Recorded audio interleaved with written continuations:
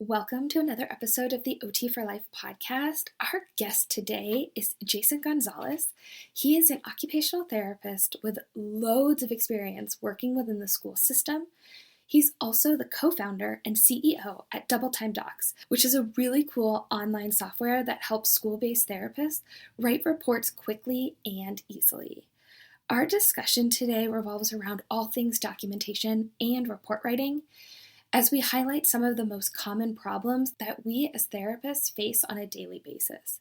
If there's one thing that I hope you can take away from this episode is to take a second and reflect on your current documentation process, and then see if there's a better, more streamlined way that you can complete the necessary requirements while also decreasing the amount of time it takes to accomplish it. This is something that I always find myself working on and reflecting on to make sure that I'm getting the most out of my time and my energy. Speaking of making the most of our time, let's get right into the episode. If you're interested in occupational therapy, this is the place for you. This show aims to explore our profession by sharing who we are and what we do. Because for us, occupational therapy is more than just a job. Hi, I'm Sarah. Welcome to OT for Life. Hey, Jason, I would love to welcome you to the show today. How's life treating you? So far, pretty good. How about yourself? I'm doing well. I am pumped about today's episode. I'm really excited. And the reason that I'm so excited to have you on with us is that I know that you created something that is revolutionizing how therapists are working and their workflow, I should say, and really kind of how they are managing everything that they have to do. With that, I want to start with a little game. Are you up for a game? Sure. Okay. What's going to happen is I'm going to say a word, and I want you to tell me what comes to mind when I say that word. Okay. All right. So the first word, when I say efficiency, what comes to mind? Not me, but I take a long time to do things sometimes, but I kind of take the quick route. All right. And if I said time management, what does that mean to you? Lots of scheduling. And what about prioritization? Yeah, I guess. Oh, that's a tough one. Priorities, kids. That's the thing that comes to mind. Ooh, I love it. All right. And one more word. What about redundancy? Oh, headache. Perfect. That's an amazing answer. Yeah, I feel like all of these words that I've just said are things that we as occupational therapists face on a daily basis within our clinical lives. And it's all things that I feel like we're challenged with. We are challenged with our priorities. We are challenged with managing our time. We are challenged with being efficient or recognizing when we are not efficient with everything that we kind of have put on our plates. I know that you said that you said that you are not efficient, but I feel like you said you take the easy way out. You take the quick way out. Can you elaborate a little bit more on that? Sure. Let's see. I guess efficient, maybe I am efficient, but because I take the quick way out. I always seem to, ever since I was, I guess, younger, I always found I always kind of saw patterns of things and just easier way to do things. And sometimes people think that's, doing it not the best work. But for me, I feel like I can get the same product done, but in a different way. So there's not always one way to do something. And people like to take certain steps to do things. And if you don't take those steps, they don't think you're doing it right. But my result would be the same. And I guess that's people might not think my technique is efficient. But for me, I guess being efficient is personal. However, I guess that ties in with your time management and your priorities. I want to get things done quickly, especially things that are low on my priority list, so I can spend more time on my top of my priority list. Yeah, I like that you said that you recognize patterns. I feel like, especially when we are students and we're new grads and we're learning from others, and I dealt with this when I was a student, was I would do something, and if it wasn't exactly what somebody else did or was expecting, it was wrong. Like, automatically, it didn't matter if it was wrong or right in the grand scheme of things, but to them it was wrong. And I feel like that's what you just touched on. It's like, if you're not doing it the way that somebody else was doing, or how you were taught, how you were explained to do it, people were like, wait a second, you're not doing it right. And you're almost kind of like challenging that mold when it comes to switching it up and doing things slightly differently. Yeah, I agree. And you kind of see that with the working in schools also. Like, kids can approach how they learn differently, and I feel like, our school system kind of forces them to learn it one way. Well, I mean, I guess not math. I think they teach that like 5 different ways, but they only have to do it one way. But if they get the right answer and they know how to figure it out that way, maybe that's helpful for them. And I think it kind of frustrates, kids and adults when they're expected to do things a certain way, but they can get the same result. I mean, I guess that's probably not with everything, but paperwork and stuff like that, it can be done in different ways. Definitely. I think there are so many different ways that people can accomplish their documentation and accomplish their paperwork and accomplish all of these, I want to say, like, auxiliary tasks, right? They're not the direct treatment and they're not the direct clinical use of self in those situations. It is all of the stuff that you have to do either to prep or following a session or an eval and stuff like that. And I love that you just tied it into how kids learn and how kids learn in different ways. And we can't just teach them one way or expect one way from them. And it's almost just like we as OTs have to think outside the box.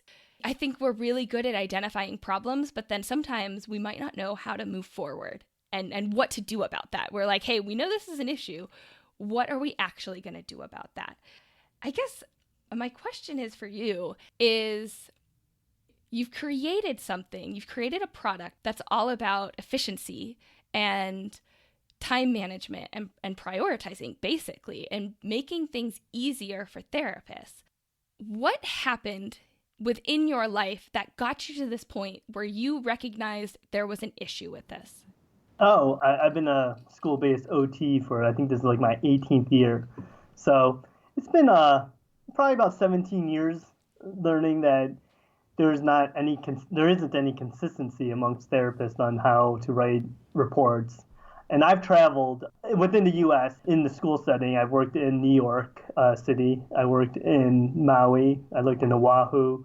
Worked in San Diego. Worked in Oakland. Worked in Massachusetts, and worked in New Jersey. So I've seen thousands of reports, and I worked with hundreds of OTs.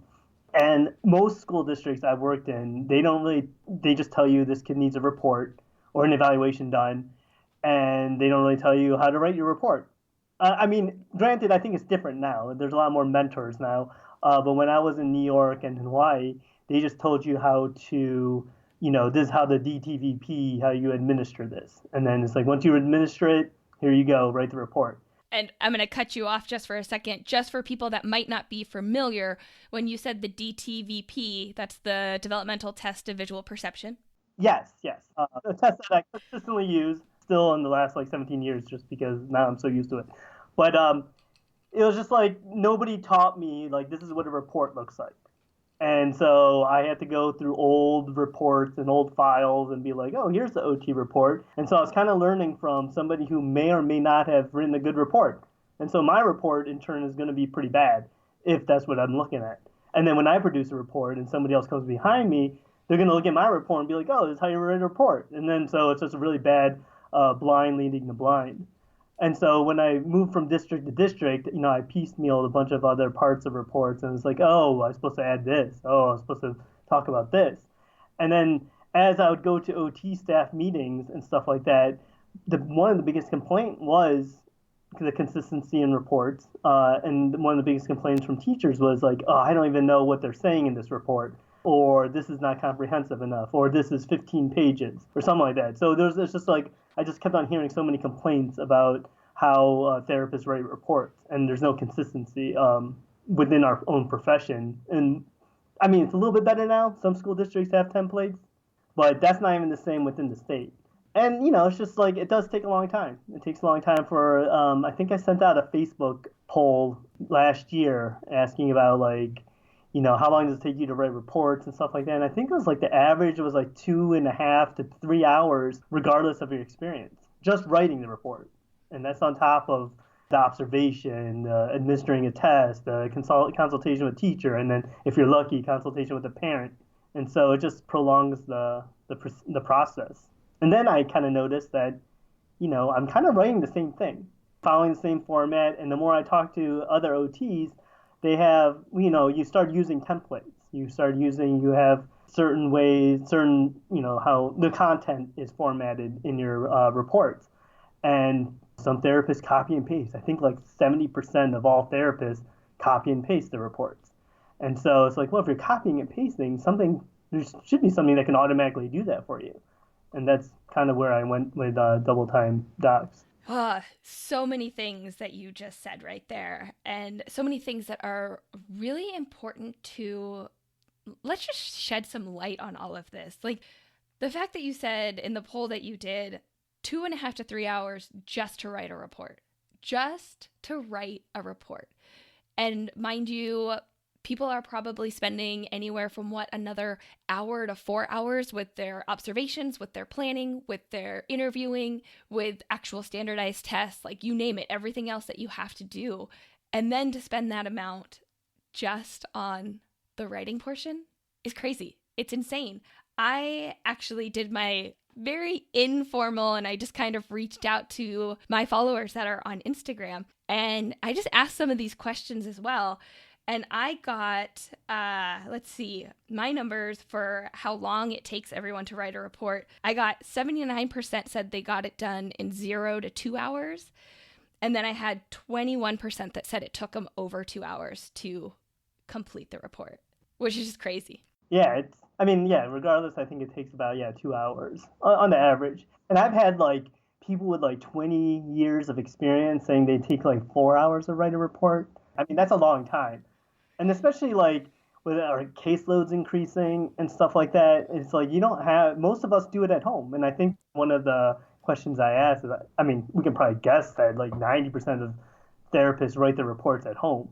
But one of the things I asked was like, would you rather be paid at home or have like more time at school to write the reports? And a lot of them said that to have more time at school. Like nobody really wants to work more and do it at home, especially if you're not getting paid. Exactly. I'm so glad that you brought that up. And that would have been a really good question to ask my audience as well. Like, when are you finding the time to do this? For me personally, all of my reports I'm doing at home. But again, I see my clients in home. So that's kind of how I have to do it. But yeah, it's after work and it's on the weekends, and that's when I'm finding the time that I'm able to do my reports.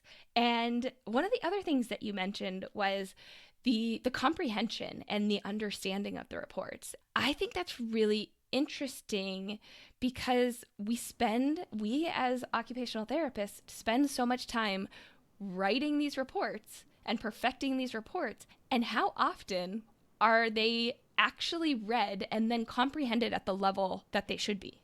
Yeah, that's a good question. From my experience, not too many people read it. Sadly to say, because sometimes they're kind of hard to read, and which was one of the issues. And then, sometimes they're very I guess medical, and I guess there's just no consistency. Some people everybody has different styles, and I'm not trying to change that. It's just that it was just more. The product was more to help either school districts or companies that have consistency within their own company or their own school district. And especially to help new grads, because I know that when I graduated, nobody taught me how to do anything. I didn't go to the school elective class. Mine was all rehab and mental health. Mm-hmm. So I actually wasn't expecting to work in schools.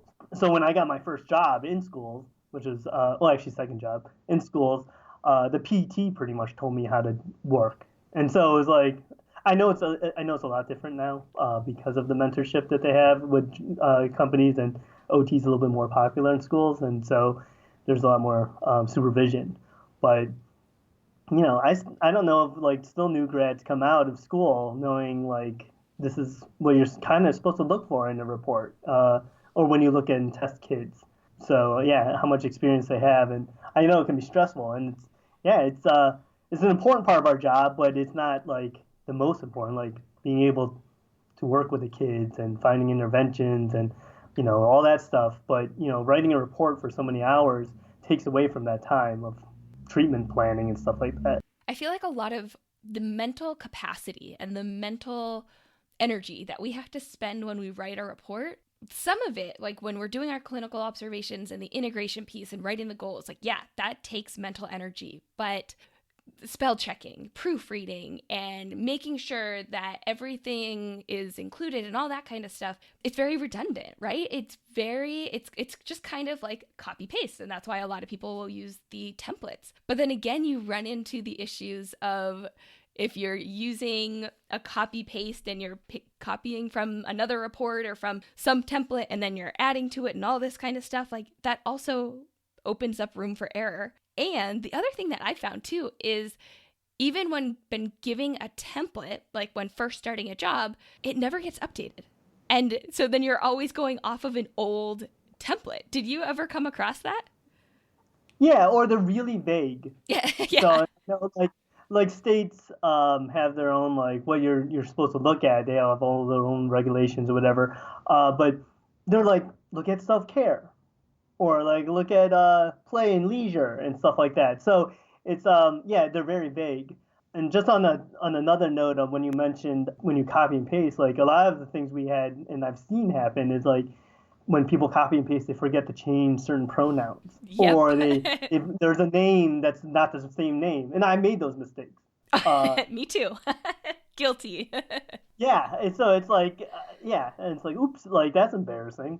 It's a simple mistake, but if you're a parent or a teacher or like if you're somebody that's reading that and it's a male client and there's a she in there, ooh, like it just makes you look bad that you missed it. And it's very time consuming to make sure that all of those little details are found and corrected and right in every single report, especially if you're writing multiple reports every single day.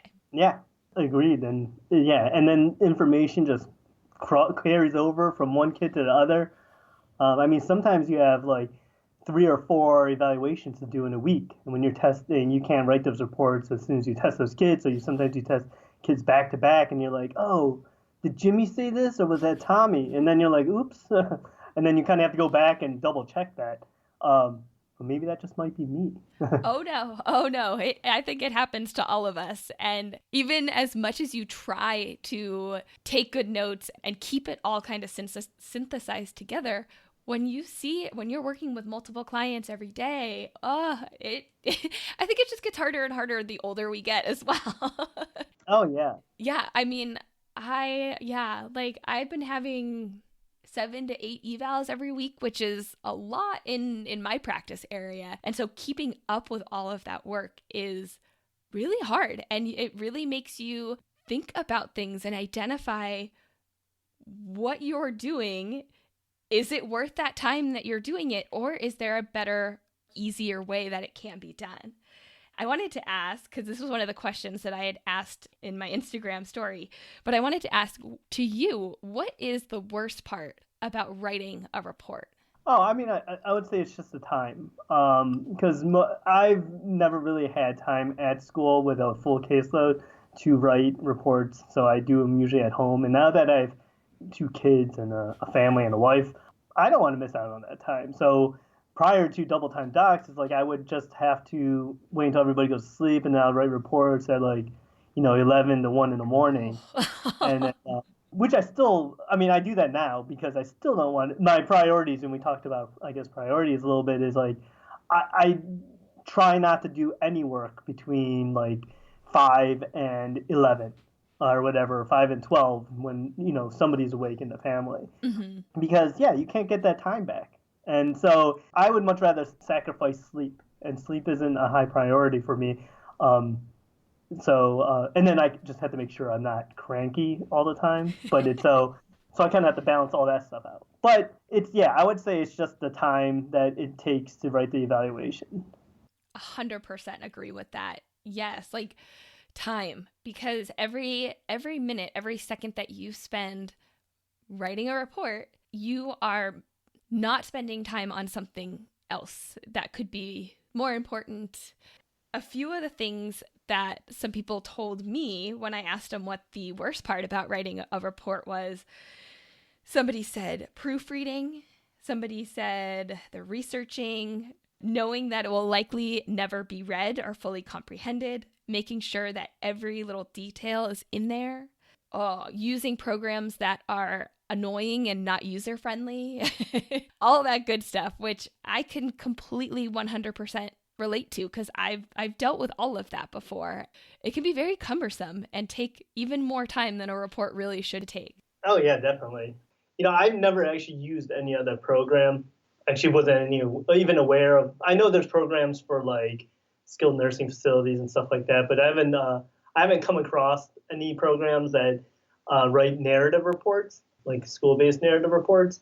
So I actually don't have any experience with any of the other softwares out there, and I never really worked in SNFs or a hospital setting. I mean, I have some experience, but so yeah, I mean, I can only imagine from what I hear that some of them can be visually stimulating. There's too many options. There's too many things to navigate through, and half the time you didn't even know that your program can do something. So it can be a little bit overwhelming. Ours is pretty simple. Just answer and click buttons. Yeah, I feel like too, like a lot of them can be where you have to write like almost the exact same thing 3 times, 4 times, like multiple times for it to show up in different parts of the report. Again, it just all adds to that, making it longer and taking more mental energy and more time and all of those things that are precious that we need to conserve and preserve within our life so we can focus that on other things that are meaningful to us. I mean, I know that your product of double time docs kind of came out of the 17, 18 years that you've been practicing, but what was the breaking point? Like, when did you get to that moment where you said, there's a big issue here and something needs to be done about it? Well, the technology isn't new. I didn't think of anything. It's, Google Forms kind of does similar things to it. I'm like, how hard is it if you answer a question, it automatically writes a sentence? That technology exists. If you fill out those surveys of like your personality or something or a horoscope or whatever, and you answer questions, it tells you something about you. Anyway, so it's like the technology exists. It's like, so why can't we just do that with our reports? And so it wasn't necessarily the time that that kickstarted it. Like there was always a need. I just never found the right person to help me develop, who saw the vision of what I was talking about. And so when I finally met him, his name is Scott Lizowitz, and he's my business partner, and he does all the programming. I send him what I wanted to do, and he makes it work. That's what actually really was like, okay, let's do it. It wasn't like, if I would have met him 5 years ago, I would have started 5 years ago. It was more like I haven't found the right person to do it. But there was always a need. It was like that one constant complaint of every staff meeting I went to is how long it takes and why does your report look different from mine? And, I think like the last 7 years when we had to do professional goals, we would actually work as a team and we would like, let's make a template amongst all of us and just say like, these are the things we want in our evaluation reports. And then, you start it and then nobody ever finishes it. So I guess the tipping point, I went to school for my doctorate, which I didn't complete. So, but that's another story, at Chatham University, and they had an entrepreneur class, and this was my project, and I got good feedback, and I was like, okay, I'm just going to start asking again if somebody knows a programmer, and that's actually what started off. It almost just sounds like it was a matter of time until this happened, and like we keep going back to that word time. It was a matter of time where all of your experience, all of your frustrations, everything that you've been facing, and then utilizing that to kind of be a catalyst to do something about it. Because I feel like this is a very common thing that a lot of OTs, we're so frustrated by it because we have so much to do. We have so much on our plate. We have so much that we have to accomplish. And writing reports is just one of those things that just takes so much of that time that we could be dedicating to something else. I think it's interesting because you had the idea, even if you were like, you knew the technology was out there. But my guess is like that tech part, I mean, how much about the technology did you actually understand? Or did you just kind of have this idea and say, I know that there's things out there that can help this, and you needed to find somebody to bring it to life? That's exactly it. I mean, I still don't understand it. And I kind of like one day I will sit back with Scott and I'll be like, I just want to see what it looks like in the background. And then, because at some point I was like, you know what, I'll just learn it myself.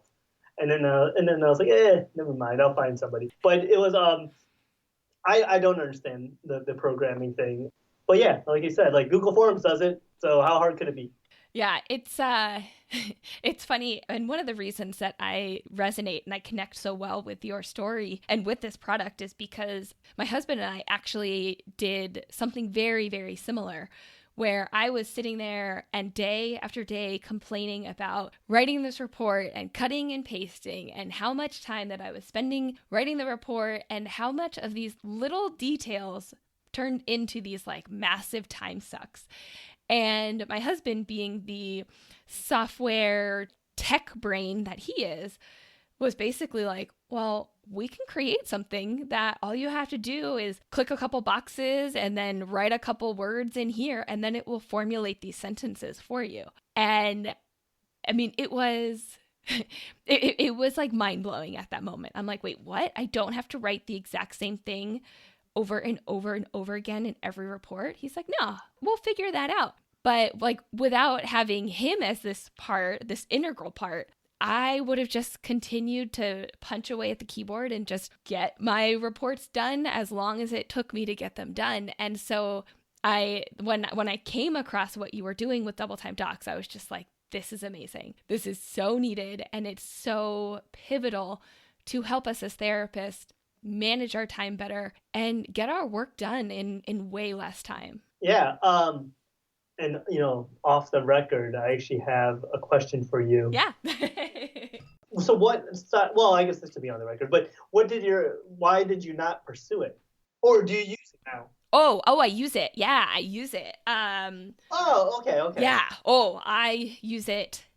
I use it every day. We've actually, basically, he kind of created like my own EMR. So it doesn't just do reports, but it does billing, it does scheduling, it does daily documentation, it keeps track of my authorizations, like everything. So kind of the billing, scheduling, and daily documentation is like one part of it. And then there's like the report part of it.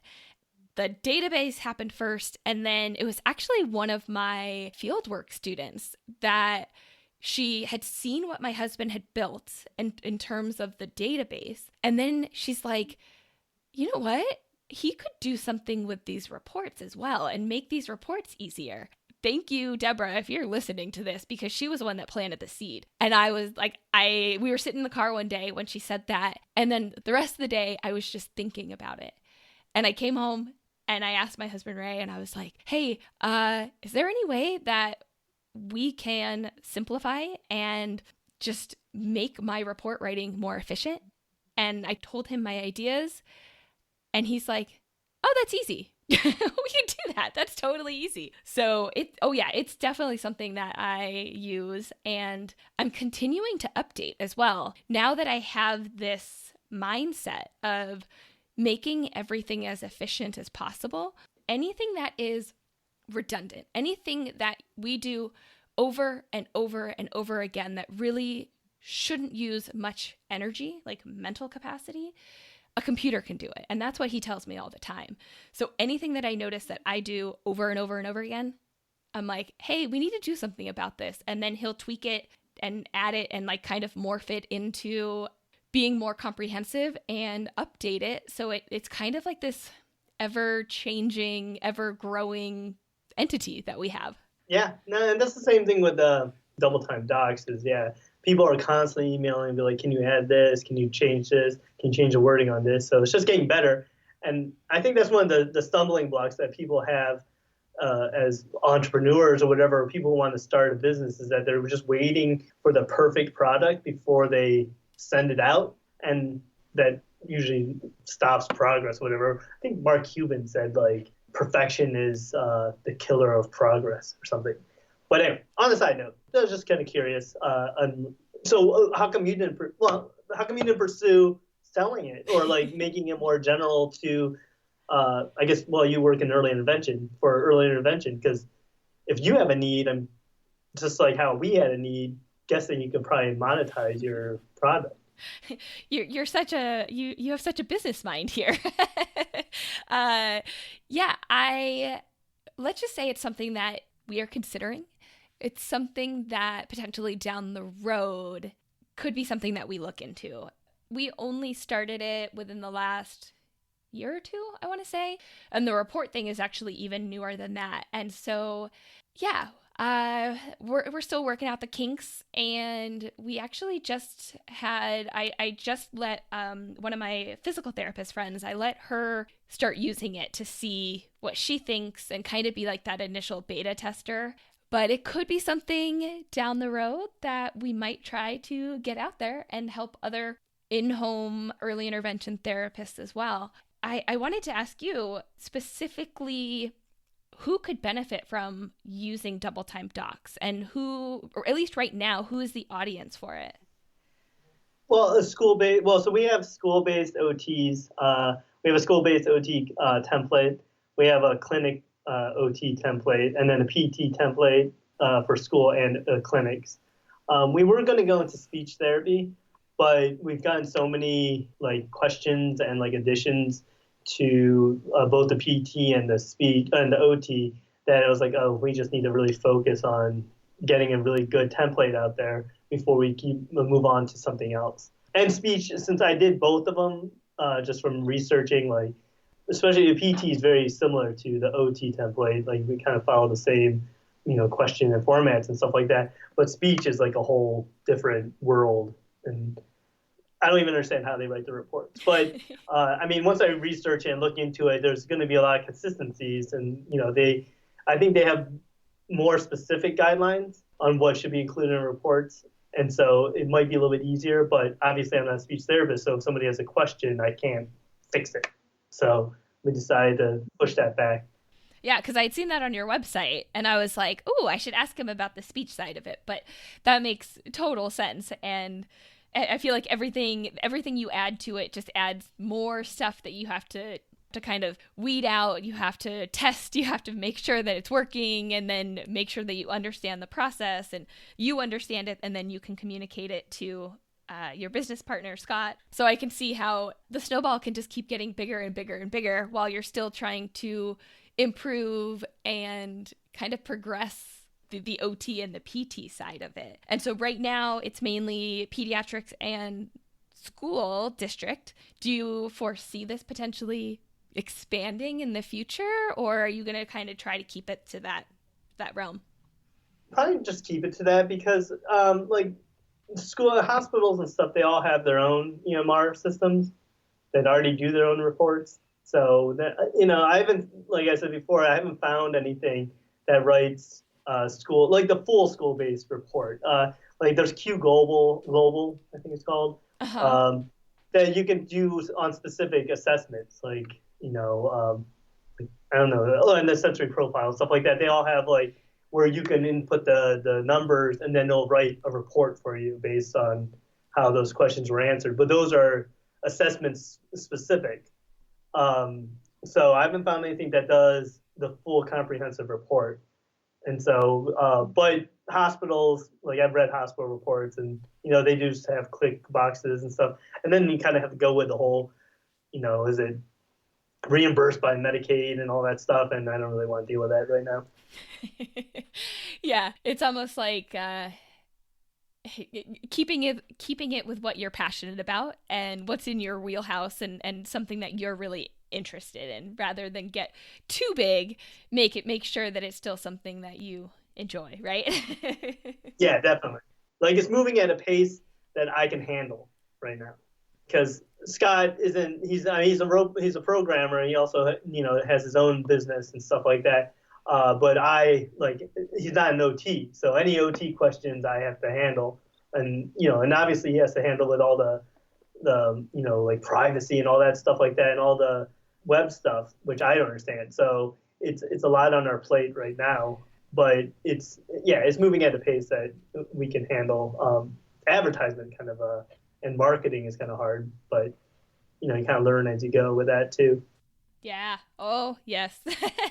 Oh, I know that all too well. Yeah, I think that understanding a communication piece, especially between you and Scott, is really important because I go through that as well, where I have this idea and then I tell my husband and it's like, this is what I want. And then, of course, like his brain starts just going like nuts with like ideas and what he's going to do. And then sometimes he loses sight of like what it is that I actually wanted. And like vice versa, right? The same thing can happen with me where I'm like, we're going to do this. And he's like, I want to do it this way. And it's like, wait, hold on. And so it's really important to kind of have that communication and understanding from each other. This is what I want to tweak. This is what I want to change. How can the software support that, and how can we make it, and then what will it actually look like in the system? And so I feel like we've been talking a lot about double time docs, but I would like for you to kind of walk us through what it actually looks like and what it all has to offer. So all double time docs there's no other products on it right now. We're going to probably add a blog. We will be adding a blog to help with marketing and stuff like that, which I'll be writing sooner or later. But anyway. One more thing on your plate. Yeah. But essentially, it's like you just log in. And we have a couple videos on it. But it's just like, it's based on like my mentality of when I tested a kid, for the most part. So when I test a kid, I sit down, I have the same exact activity I do with every kid, regardless if they're 3 or they're 22. And it's something I learned in mental health. It's this fish, and it has 3 directions on it, and sometimes 4. It depends on what the kid's ability is. But either I verbalize it and see if he can follow multi-step directions, or it's written down and then see if he can follow written multi-step directions. And and what you can learn from this, and this is how I set up all my evaluations. I guess this is part of the efficiency part and how I can do a report, an evaluation in like an hour, is that I have the program open on my phone. And I always tell like the kid, I'm like, I'm just taking down notes. And essentially, I guess the thing is like, when I used to, before the program, I used to write down notes, like right-handed and all this stuff. And then I had to transfer that information and put it into a report. And so essentially the program is your note-taking, but you don't have to transfer it into a report anymore because it automatically does it. So when I give the paper to the child, I go through the OT profile and stuff like that and be like, oh, who do you live with? And then as he answers questions, I just go through the template on the double time docs and input it as he answers the questions. So, mom and dad, I just type in mom and dad. And it's all like multiple choice or fill in the blank. And then it's just like, what are your interests? Obviously, it's going to be fill in the blank. And it's just going to be like, I like Pokemon, blah, blah, blah. And then do you like school? And then he'll say yes. And I can write yes, he does this, favorite subject, all this stuff. And then as he's doing that activity, you can watch so many things by this simple activity. And regardless of age, and as I said before, it's just a fish. And you can see how they color. You can see how they organize. You can see how many prompts you had to give them to stay focused. Can they follow multi-step activities, their sitting posture, their pencil grip? Can they use scissors to cut? Oh, I guess I failed to mention that the steps are pick 3 colors, color the fish, cut the fish out, and then sometimes I add in, write 3 sentences about the fish. So it's just like their organizational skills, how they transition between activities. So you can get a lot of information from one simple 10-minute fine motor activity. And then as they're doing that, if they can answer any questions while they're doing that, I will be like, what do you like to do at your playground? And he's like, I like to, play tag with my friends. So I can write that. Tommy reported that he likes to play tag with his friends during recess. And I'll be like, does it have a play structure? Can you do the slide? So I go through my template pretty much question by question for whatever the kid can answer. And then I do like in the standardized assessment, depending on how the kid does and what the referral need is. And sometimes you just don't know that. They just give you the name and then you take a kid. And so typically I'll do the DTVP and I can, as he does that, I can see, is he, focus and attention, all that stuff. And then after he's done testing, which usually takes about 30 to 45 minutes, depending on the kid's ability, before we leave, I'd be like, oh, here, stand up. Can you do stand on your one leg, hop on one foot, balance, and all this stuff? Can you coordinate jumping jacks? And just make note of that. And then when I return the kid, I will talk to the teacher. And this is the most, I think, is the efficient part of the program. You can really have 90% of your report done in that time you're testing a kid and that 15 minutes that you consult with a teacher. Because I literally just go through the whole template with the teacher and be like, what are his strengths? And then she'll say, he's a pleasant kid, social, blah, blah, blah, knows his alphabet. And I'll be like, what are your main concerns? And then she'll label those. And then I will go through every single question again, which doesn't take that long because it's right there. And it's just click buttons or make little comments. And it's just like, do you have to help them at the playground or do you just let them run? And because I don't like to feed them information and have them try to find things wrong with them. So I'll just be like, how is he at the playground? And if they're like, obviously, if he's falling off the play structure or avoids it, then maybe I could look into that. But if he's climbing up the stairs and going down the slide and playing on the swings and stuff, like he has access to his the play structure and recess. And he's that's not really impacted by anything. And then sometimes they know PE. And then I go through ADLs. Can he drink out of a cup? Utensils. And I just click. And the template is pretty much just broken down into those categories. And it's just like, independent, min-assist, or verbal cues, verbal prompts, and physical assists. And then, you ask, can he eat with utensils? And you just click independent, or needs verbal prompts for positioning or something. You just click those, and you just go down and you just click as you go through every single thing, and it gives you a really comprehensive report in like 15 minutes. And then you just go home, make sure it kind of flows right because of all the comments you add. And if you skip sections, they don't show up. So it's not like you have a blank section that says like, playground skills, and then it's just like half a sentence. It won't show up at all. So I can pretty much get that done.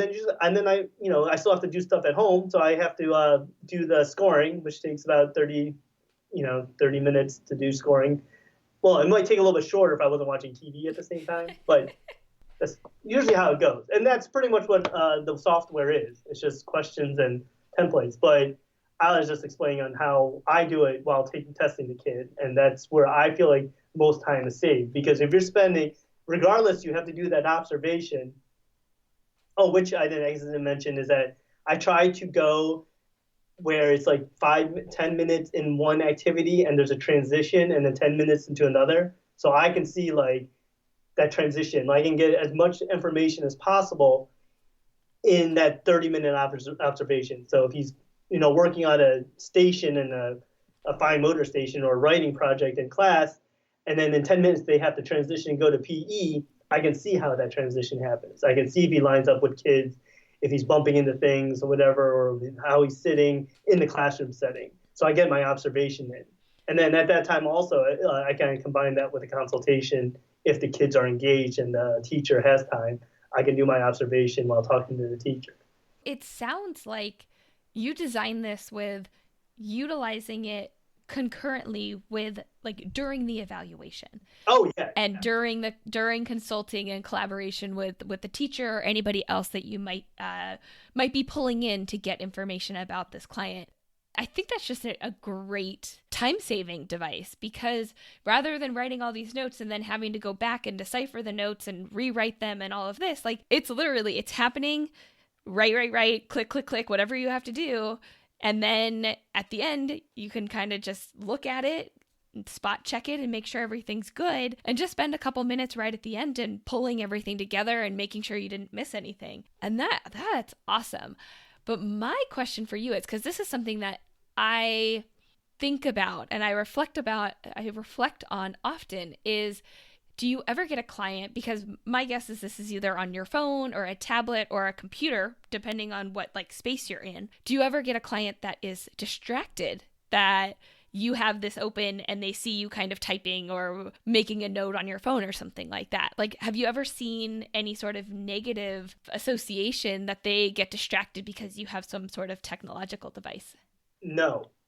And in the last year and a half since we launched, I've done 350 evaluations. Oh. It's all I do right now. So I don't do, I used to work in a school district. Right now I work for 2 contracting companies, and all I do is evaluation. So I do between 10 and 15 evals a week. And so I've never had any issue. I've never had any parent say anything, because I tell them, especially parents and teachers, I'm like, hey, I'm taking notes, like, and I show them, I'm like, all it is like, and even like when I ask the teacher how to spell their name, because I always write, Ms. Williams reported, I want to make sure I spell their name right. So they know that this is all I'm doing is like answering these questions. And so I haven't had any issue with that. I haven't had any kids try to take the phone out of my hand or to constantly look at it. I just put on the phone because I try to keep them engaged with something like either that coloring activity.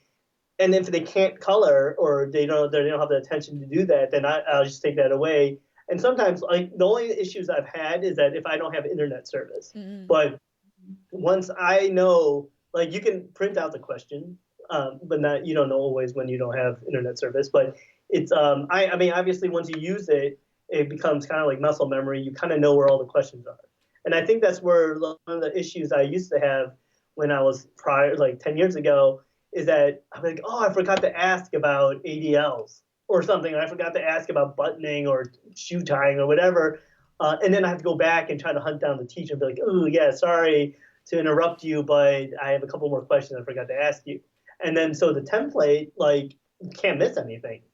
And if you don't have time to talk to the teacher, I email them a questionnaire, which is very vague, so that the teachers are aware of the concern that they're looking for and they're not trying to find something to be wrong. Yeah, I like that. So I want to know, do you have any strategies for other therapists out there? I know we've talked about a lot of things already on how to help them manage their time any better or be more efficient, kind of based on like what you've gone through and some of the challenges that either you've faced or maybe some of the feedback that you've received from people that have used your product. Any tips or strategies that you have for therapists? My tip is, for the most part, I would just say find something that's consistent. And what really helped was like that fish idea and that I learned a long time ago.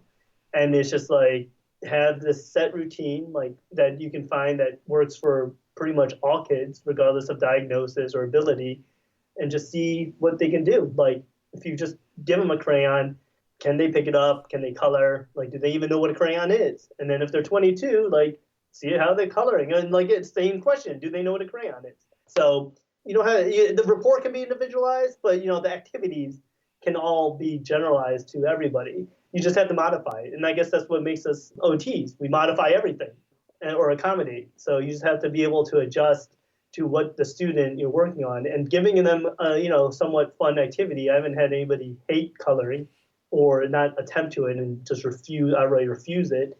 It's the first thing I start with. People usually like to be like, oh, I like coloring. And they usually like, it's a good icebreaker.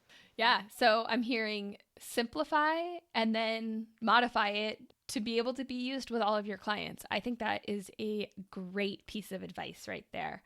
I love hearing everything that you have created and everything that you're up to with Double Time Docs and really helping other school-based practitioners write reports faster and utilize their time more appropriately. And I'm so inspired by everything that you're up to. So I think we'll kind of wrap it up. But I wanted to ask you my one question that I always ask all of my guests. If you only had one word to describe occupational therapy, what would your word be? I say motivation, because I feel like if you find that meaningful activity for kids, you can kind of get them to do a lot of things that they probably aren't aware of that they're capable of doing. And I feel like that's what, you know, motivates them, what engages them. And I feel like that's what's missing with a lot of kids that we get referrals for, is like they're just not motivated to do well for some reason.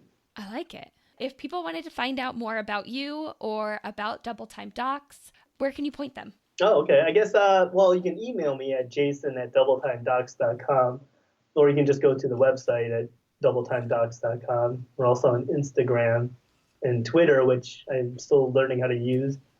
And obviously Facebook. It's probably the most I participate in. And then I'm also starting a new product. Ooh. Which is totally different than Double Time Docs. Please share if you are at that point that you are ready to share. Oh, yeah, why not? It's a new pencil grip. And so I just started the website. It's completely blank. It's called The Better Grip. I'm not a big proponent of pencil grips. Again, this is something I did because I feel like there's a need, is that, you know, you get all the referrals for pencil grips and like the awkwardness. And I thought for a long time that would disappear because we all about function. And like, can they write? That's all that's important, is it legible and functional. And so, but we still get referrals, and people keep asking me, regardless of what grade the kid is in, that he has a funky grip and stuff like that. So I developed a product that doesn't work unless you use a pincer grasp. So if you use a palmar grasp or some other grasp, the pencil will go right back in, and you can't write with it at all. If that makes sense. It's so interesting to me how these things are just naturally happening kind of in your clinical experience. And then you are noticing a problem and then doing something about it. And I think that's just so great that you are just going and changing and not like waiting for somebody else to do it. You're just like, yeah, here's an idea. It's something that needs to be solved, and I'm going to do it. Yeah, and I think I've always been kind of like that. I've had lots of random projects that I've done. Like when I was 21, when I first graduated, I started a business. I guess I don't have really a fear of failing. I just don't like spending a lot of money. And most of my projects have been very minimal upfront costs. And so, yeah, like I started a gate belt company with my old classmate when I graduated. It was a clinical project. And then I had a patent on something, and then I let that go because there's no market. And then I had sent a bunch of products to habilitations. They got reviewed and went through several stages, but it's just kind of fun. I mean, we change things, and if it makes these kids' lives easier, it probably makes other people's lives easier. So if you think you have a good product, I say go for it. I like that, and I want to switch it. Like, if it makes your life easier, it's gonna make somebody else's life easier. Oh, yeah, definitely. It's great. A great mentality, and I love that you're just going out and just changing the world. Is there anything else that we didn't talk about that you wanted to mention? Oh, I don't think so. Well, Jason, this has been a lot of fun and really cool to hear everything that you've been up to. And so I really appreciate you coming on the show and sharing with us your product and all that good stuff, all the things. Thank you so much. This has been great. Oh, no problem. Thanks for having me, Sarah. Hey, before you go, I just wanted to say thanks for listening to today's episode. If you want to further the discussion, go to our website, otforlife.com, and join our Facebook group. If you like us, here are 3 easy ways to let us know. 1. Share our podcast with a friend, colleague, or anyone interested in occupational therapy. 2. Leave us a review on iTunes or anywhere this podcast is found. 3. Subscribe to us so you don't miss out on any upcoming episodes. Thanks again. We'll catch you next time, OT for Lifers.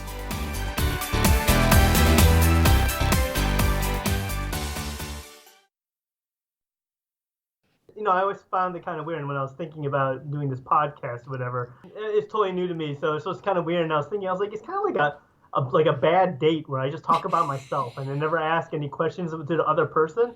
And I was like, that just sounds like a terrible conversation. But no. Anyway. All right. Talk about it now? No. Sorry. Just formulating my thoughts here. Oh, okay. All right. I would either say motivation or influence. You only get one. Oh, you're good. You're good. I'll mold it. I'll melt it together and make it cohesive. Don't worry. Oh, good. Okay. Multiple. Oh my gosh, I can't even talk. Actually, let me start that over. Woo. Okay, here we go. Sure. Maybe not necessarily half-assing. I'm not sorry. Am I allowed to say that on this? Oh, you're fine. Oh, okay.